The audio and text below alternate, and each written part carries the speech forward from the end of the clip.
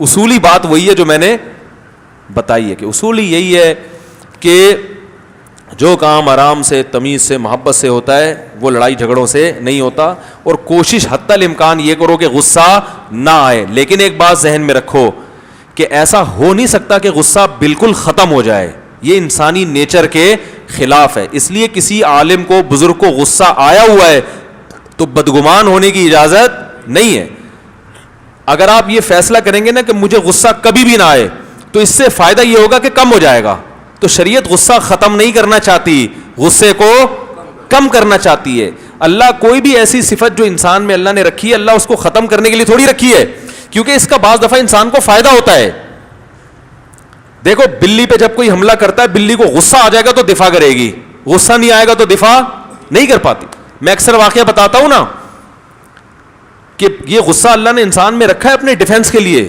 غصے میں نا آپ کا ایک دم بلڈ کا سرکولیشن بڑھ جائے گا اور آپ میں ایک اضافی طاقت پیدا ہو جائے گی جو آپ کی اصل طاقت سے زیادہ ہوگی, ورنہ آپ کمزور ہو گے, لڑ نہیں سکتے. غصے میں آدمی گھما دیتا ہے. تو وہ میں اکثر واقعہ بیان کرتا ہوں کہ ایک کتے کو میں نے دیکھا, ایک بلی جو ہے نا گوشت کی بوٹی رکھ کے کھا رہی ہے. وہ بلی کا حق تھا, وہ اس نے پہلے قبضہ کیا. کتے نے دیکھا اس بلی کو, کتے کو کتا پن سوجا, جا کے اس سے میں بوٹی چھینتا ہوں. اب کتا طاقتور ہے لیکن حق پر کون ہے؟ بلی. کتا نا وہ دم دبا کے نا آرام آرام سے بلی کے قریب آ رہا ہے. اب قدرت نے بلی میں پہ غصہ مسلط کر دیا کہ میرا حق ہے کمبخت, میں لے کر آئی ہوں, تو کتے پن پہ آ رہا ہے. بھائی کتا خراما خراما آرام آرام سے, جیسے پرانے زمانے میں دلہنیں جب رخصت ہوا کرتی تھی نا, بڑے آرام آرام سے جاتی تھیں, وہ ایسے آرام آرام سے آ رہا ہے, آرام آرام سے. تو بلی کی دم پھول گئی. اب یہاں اگر بلی کو غصہ نہ آتا نا, بلی اپنا دفاع, کیونکہ بلی کو غصہ نہ آتا تو وہ اپنی جسمانی طاقت سے لڑتی جتنی ہے, اور وہ لڑ نہیں سکتی. روب ڈال نہیں سکتی, وہ روب بھی نہیں ڈال سکتی. کتے پہ بلی کا روب کہاں آئے گا؟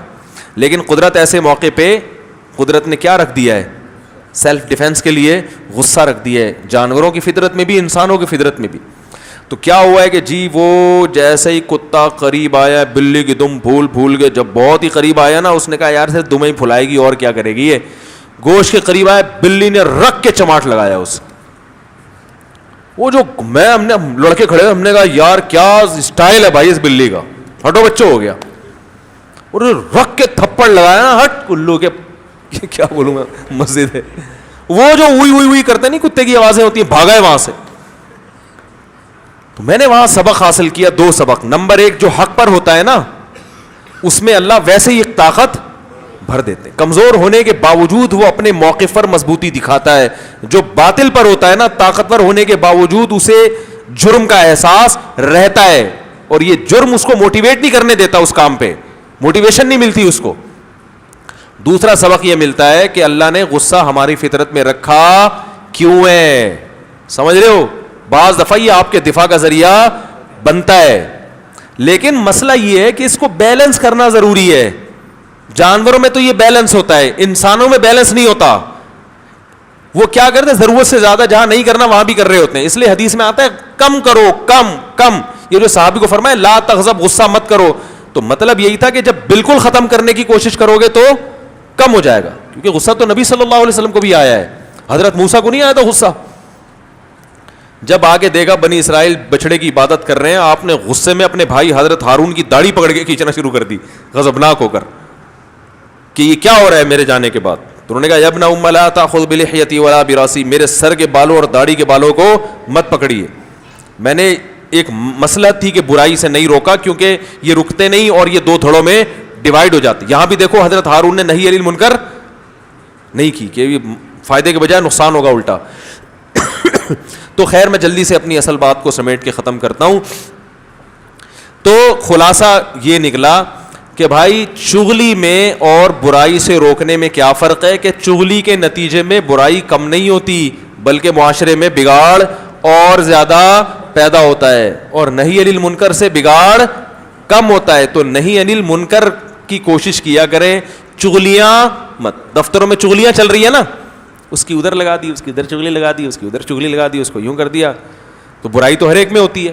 ہاں وہ ٹینشن والا واقعہ جلدی سے سنا دوں. وہ کہہ رہے تھے یار میں نا میرا میٹر گھوم جاتا ہے, میں وہی نہیں جہاز میں جو بیٹھے ہوئے تھے. تو اصل جواب ان کا یہ تھا کہ یہ سوائے بلڈ پریشر کے مریض بننے کے آپ کو کچھ بھی حاصل نہیں ہوگا, لوگوں سے تعلقات بھی کیا ہو جائیں گے, خراب. تو میٹر سارا دن گھومتا ہی رہے گا آپ. لیکن میں نے ان کو کچھ بھی نہیں کہا, میں نے کہا اچھا ہوں ہاں ہوں کر کے بس, اور کچھ بھی نہیں. کہ بھائی سمجھانے کے لیے پہلے ضروری ہے کہ آپ سے سلام دعا ہو, گپ شپ ہو, آپ ہم پر اعتماد کریں, ہم آپ پر اعتماد کریں, پھر آپ مریض بن کے آئیں, ہم سے پوچھیں کہ مفتی صاحب یہ بات درست ہے, تو میں بتاؤں گا کہ درست نہیں ہے, اس کو آپ مینیج کریں. لیکن مجھے پتا تھا وہ بس وہ بیچارے جو ان کو اللہ نے جتنی سمجھ دی وہ اپنے حساب سے کہ بھائی میں صحیح ہوں تو سمجھانا شروع کر دیا, میں چپ رہا. تو ایسے موقع پہ چپ رہنا کیا ہے. اور ویسے بھی مجھے پتا تھا کہ میں نا جب سفر کر رہا تھا میری رات کی نیند بالکل نہیں ہوئی تھی, اور وہاں ایبٹ آباد میں میرا بیان تھا فوراً, تو میری نیند بالکل بھی نہیں ہوئی تھی.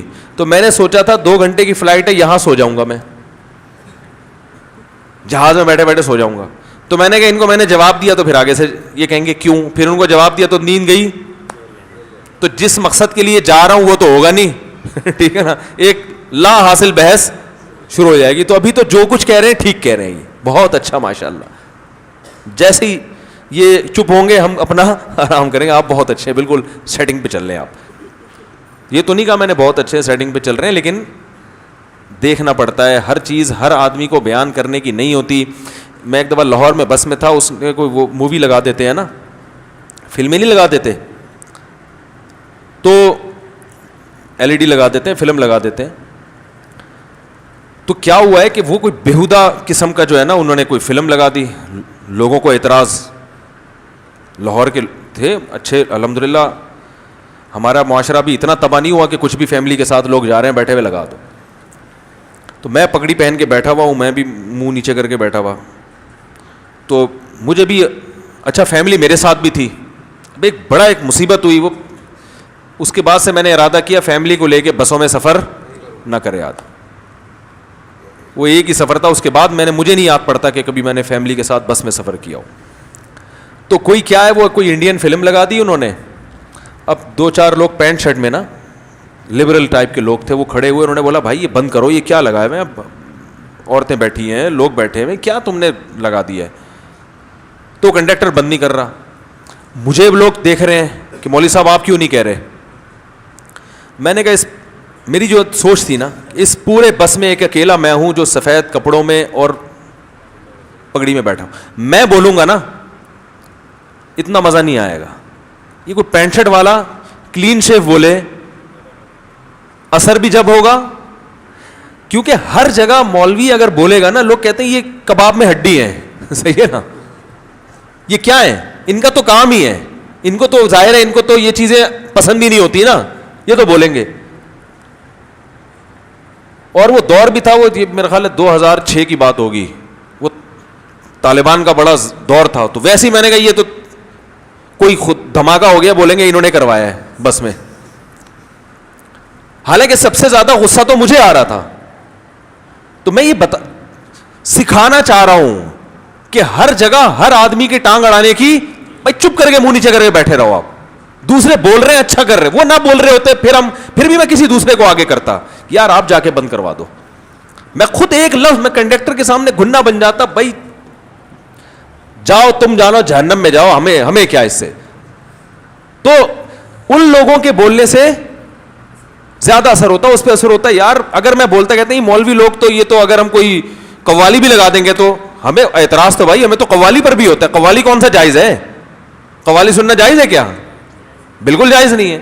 تو وہ کہتا ہے یہ مولویوں کو تو قوالی بھی لگاؤ پھر بھی اعتراض ہوگا, تو ہماری بات کا اثر نہیں ہوگا سوائے گالیاں وہ گالیاں دینا شروع کر دے گا, یار اس مولوی کو نکالو باہر, دوسری بس میں بیٹھیں گے, وہاں ہو سکتا ہے اس سے زیادہ کوئی فوش فلم لگی ہوئی ہو.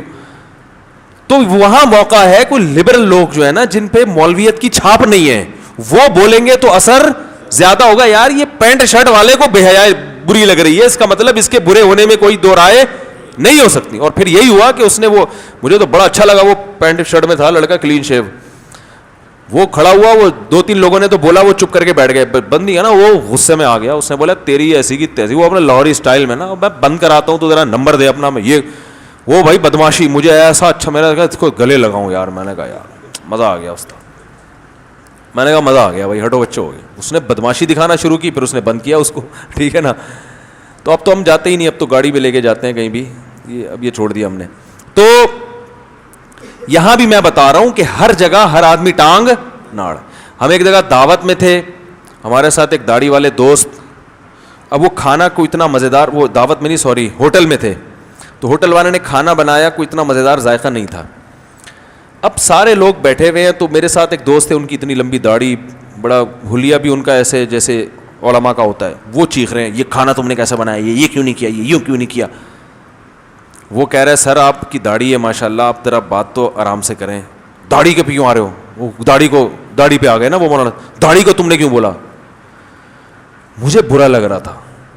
میں نے کہا یار کھانا خراب بننا اتنا برا نہیں ہے, اس موقع پر اس داڑھی والے کا بولنا زیادہ برا ہے.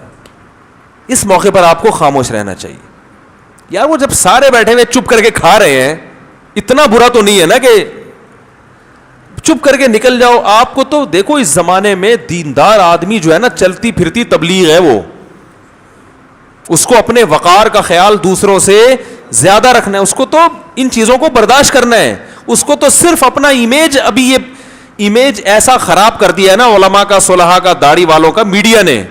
اتنا ہے خراب نہیں ہے, لیکن امیج خراب کر دیا گیا ہے پروپیگنڈا کر کے کہ یہ بد اخلاق ہوتے ہیں, یہ ہلڑباز ہوتے ہیں, یہ یوں ہوتے ہیں, یہ فتوے لگاتے ہیں, یہ دھماکے کرتے ہیں, ایسا امیج خراب کیا. آپ کو تو ایسا میٹھا بننے کی ضرورت ہے, اگلا آپ کے اخلاق کو دیکھ کے, آپ کی باتوں کو دیکھ کے مائل ہو آپ کی طرف, وہ ڈرے نہیں کہ یار یہ کبھی بھی کچھ بھی فتویٰ لگا سکتا ہے. انہوں نے تو وہ اتنا وہ کیا, اس ہوٹل والے کو سنائی. اب دوست بھی تھے ہمارے, میں انہی کے سامنے کہتا کہ غلط کر رہے ہیں, تو وہ دوستی خراب ہوتی ہے. وہ دوست جب باہر نکلا ہے تو میں نے پھر ہوٹل کے مینیجر کو جا کے کہا, میں نے کہا یار یہ بیچارے غصے کے تھوڑے تیز ہیں, تو میں ان کی طرف سے سوری کر رہا ہوں. میں نے کہا کھانا کوئی اتنا برا بھی نہیں تھا, اچھا کھانا تھا, تھوڑا سا یہ ہے کہ آپ اس کو ذرا تھوڑا اور یہ ٹیسٹ چینج کر لیں. اس طرح کر کے دو چار ہلکی پھلکی باتیں کی. میں نے کہا یہ اس کا برا نہ مانیں گے, یہ تھوڑے غصے کے کیا ہیں, بلڈ پریشر کے مریض ہیں. آہستہ سے بولا کیونکہ سن لیتے تو پھر جتنا غصہ ان پر اس سے زیادہ. میں نے ایسے سوری کر کے ٹھنڈا ٹھاڑ کے, وہ بڑے مطمئن ہوئے, نہیں جو ہے نا بڑے خوش ہو گئے. تو چغلی میں اور فرق سمجھ میں آ گیا, نہی المنکر میں کیا فرق ہے. تو چغل خور مت بنے بھائی, معاشرے کی اصلاح کی کوشش کریں. اللہ عمل کی توفیق عطا فرمائے. سوالات بھی جلدی جلدی نمٹا لیتے ہیں. ہمارے یہاں کی عورتیں یہ سمجھتی ہیں کہ سونے کے زیورات جو استعمال میں ہو اس پر زکوٰۃ نہیں ہے, جو استعمال کے علاوہ رکھے ہوں اس پر زکوٰۃ دینا ضروری ہے. استعمال کے زیور پر بھی زکوٰۃ دینا ضروری ہے فقہ حنفی میں. باقی جو دیگر فقہائے مالکیہ, شافعیہ اور حنابلہ, ان کے ہاں استعمال کے زیور پہ زکوٰۃ نہیں ہے. لیکن اس بارے میں بھی امام حنیفہ کا موقف بہت مضبوط ہے. صحیح حدیث ہے, آپ صلی اللہ علیہ وسلم کے پاس کچھ عورتیں آئیں, ان کے ہاتھ میں سونے کے کنگن تھے. آپ نے فرمایا کہ تم ان کی زکوٰۃ دیتی, انہوں نے کہا نہیں. تو آپ نے فرمایا کیا تم یہ چاہتی ہو کہ قیامت کے دن آگ کے کنگن تمہارے ہاتھ میں پہنائے جائیں؟ تو وہ تو ان کے ہاتھ میں تھے نا. صاف پتہ چلتا ہے کہ جو زیور استعمال میں ہو اس پہ بھی زکوٰۃ فرض ہے. میری بیٹی ہے, اس کی عمر 10 سال ہے, اس کو بلڈ کینسر ہے. اللہ تعالیٰ شفا عطا فرمائے. بھائی اس کا نام سونیا ہے, جو کسی نے بتایا کہ یہ نام صحیح نہیں ہے, غلط ہے, نام وام سے کچھ نہیں ہے, بلڈ کینسر ہے, اس کا علاج کرائیں. ہماری بھی دعائیں, اللہ تعالیٰ اس کو شفا عطا فرمائے. مفتی صاحب آپ اپنا قیمتی وقت اپنے خاص مریدوں کے لیے نکالیں, مسئلے مسائل کے لیے نہیں بلکہ سب سے خصوصی ملاقات ہو جائے. میں نے ایک سلسلہ شروع کیا تھا خصوصی ملاقات کا. ایک تو ہوتا ہے خصوصی, ایک ہوتا ہے خصوصی, بہت زیادہ خصوصی. جیسے ایک ہوتا ہے نا طفیلی, ایک ہوتا ہے طفیلی. سنا ہے وہ یار اتنے پرانے گھسے پٹے لطیفے ہو گئے, آپ نے سنے نہیں. وہ ایک آدمی کسی کے یہاں گیا, دعوت پہ انوائٹ تھا نا, دوسرا بندہ بھی اس کے ساتھ مل گیا. پہلے نے پوچھا تو میرے ساتھ کیوں آ رہا ہے؟ کہا تو کہاں جا رہا ہے؟ کہ میں تو دعوت پہ جا رہا ہوں, مجھے بلایا ہے. کہا مجھے بھی لے جا. بھائی تجھے بلایا نہیں کیسے لے جاؤں؟ کہنا طفیلی ہے. کہہ دینا کیا ہے طفیلی بھی ہوتے ہیں نا ساتھ میں. چل بھائی آگے گیا, ایک اور بندہ ملا. کہاں جا رہے ہو؟ جی ہم دونوں تو دعوت پہ جا رہے ہیں, مجھے بھی لے جاؤ. بھائی کیسے لے جائیں, میں اصل ہوں, یہ طفیلی ہو گیا. تو کیا کہہ رہا ہے؟ میں طفیلی کا بھی طفیلی. چلو یار تو بھی آ جا. دو ایک کے تین ہو گئے نا. آگے گئے, ایک اور بندہ ملا. ہاں بھائی کہاں جا رہے ہو؟ دعوت پہ جا رہے ہیں, مجھے بھی لے جاؤ. او بھائی کیسے لے جائیں, میں اصل یہ چلو طفیلی, یہ طفیلی, تو کیا؟ اس نے کہا چھوڑ دو, مجھے پہلے سے جانتا ہے وہ.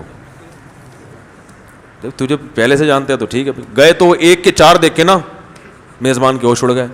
آپ کون؟ بھائی میں تو وسیم بھائی ہوں, آپ نے مجھے دعوت پہ بلایا. یہ کون ہے؟ یہ طفیلی ہیں. یہ کون ہے؟ یہ طفیلی. یہ الو کا پٹھا کون ہے؟ غصہ آ گیا نا اس کو. کہ یار یہ طفیلی, اب غصہ آ گیا الو کا بٹا کون ہے؟ تو اس نے کہا میں نے نہیں کہا تھا مجھے پہلے سے جانتا ہے یہ. اور ایک دم گھس گیا, کہا حضرت تو مجھے پہلے سے جانتے ہیں. ٹھیک ہے, تو ہم نے خصوصی نہیں خصوصی ملاقات کا ٹائم نکالا تھا. رش اتنا ہو گیا تھا, پھر ہر آدمی کو علیحدگی میں بات کرنی تھی, تو وہ سیٹ اپ بنا نہیں. تو البتہ یہ ہم سوچ رہے ہیں کہ ایک مجلس ایسی رکھی جائے, خصوصی ملاقات نہ ہو, کھلی ملاقات ہو, کھلی ڈلی, اس میں بیان نہیں ہوگا, مسائل نہیں ہوں گے. مہینے میں 1 دفعہ یا 2 دفعہ ایسی مجلس رکھیں گے کہ بھئی آ رہا ہوں, بس کھلی ڈلی ملاقات ہوگی. بھئی جس نے جو پوچھنا ہے پوچھے, ٹھیک ہے نا, وہ آدھا گھنٹہ پونا گھنٹہ ہیلو ہائے والی, وہ ہم کوشش کر رہے ہیں. باقی خصوصی ملاقات کا تو ایک وہ بنایا ہوا ہم نے. مفتی صاحب آج کے بیان کے مطابق کیا 8 مارچ کی ہونے والی مارچ کے خلاف شہر بھر میں ہونے والے بالکل حصہ بننا چاہیے. اس مارچ کے خلاف انتہائی بیہودگی پھیلائی جا رہی ہے, اس کے خلاف جو بھی مارچ ہو رہا ہے, دھرنا ہو رہا ہے, اس میں شرکت کرنی چاہیے. آپ کے چینل آس مفتی طارق مسعود پر سوال پوچھنے کے لیے کیا جینٹس کے لیے ویڈیو بنا کر سوال بھیجنا ضروری ہے یا لڑکے بھی آڈیو بھیج سکتے ہیں؟ میں نے پیسے جمع کر کے آپ سے سوال پوچھنے کے موبائل لیا تو وہ چوری ہو گیا. بھائی ہم نے مسائل کا رش کم کرنے کے لیے یہ لازم کیا کہ لڑکے یا مرد حضرات ویڈیو میسج بھیجیں گے. اس سے کیا ہوتا ہے, جو زیادہ سنجیدہ ہوتے ہیں نا وہ پوچھ لیتے ہیں. آڈیو میں بیٹھے بیٹھے کسی کو کہیں بھی بیٹھا ہوا ہے نا, واش روم سے بندہ نکل نہیں رہا, اس کو دیر ہو رہی ہے تو آڈیو بنا کے ہمارے پاس بھیج دی, ایسے بہت ہوتا ہے. تو ویڈیو میں تھوڑا اہتمام کرنا پڑتا ہے. موبائل آپ کا چوری ہو گیا, آپ دوسرا خریدیں, اللہ تعالیٰ آپ کو نیا موبائل دلائے. اگر کوئی بندہ کسی جگہ پڑا, اتنا لمبا اور رائٹنگ بھی ایسی ہے سمجھ میں نہیں آ رہا, ٹائم کم ہے, میرے مہمان بیٹھے ہوئے ہیں نا, مجھے فوراً شارٹ ہونا ہے مارکیٹ سے, میں ایک دم نکل جاؤں گا ابھی. مفتی صاحب دعائے قنوت سے مزید دعاؤں کا اضافہ کر سکتے ہیں؟ بالکل کر سکتے ہیں, جیسے شافی حنبلی وغیرہ پڑھتے ہیں اس طرح وطر میں حناف کے نزدیک دعائے قنوت کے ساتھ ضرور مسنون دعائیں پڑھ سکتے ہیں. بالکل, صرف ایک ہی نہیں ہے, دعائے قنوت کے علاوہ جو اور دعائیں ہیں, اللہم اہدنا فیمن ہدیت وعافنا فیمن عافیت, یہ بھی پڑھنی چاہیے, حدیث سے ثابت ہے. بچوں کو حج پہ لے جانے کا کیا حکم ہے؟ اس بچوں کو حج پہ لے جانا جائز ہے؟ جائز ہے, بالکل لے جا سکتے ہیں. بہتر یہ کہ ان کو بھی احرام پہنا کے پوری وہی پابندیاں کرائیں, لیکن ان کا حج ہوگا نہیں. گورنمنٹ اسکیم کے تحت 2 سال سے کم عمر کے بچوں کا خرچہ بھی 30,000 ہے, اکثر لوگ لے جا سکتے ہیں.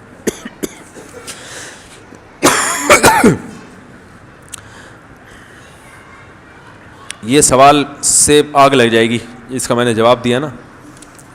حق بات کروں گا, ہضم نہیں ہوگی, دھڑے بن جائیں گے, کچھ کہیں گے مفتی صاحب صحیح کہہ رہے ہیں, کچھ کہیں گے غلط کہیں گے. وہی ہے کہ صرف پرچی پہ کسی نے سوال پوچھا ہے, اس کے جواب کا کوئی فائدہ نہیں ہے. اسے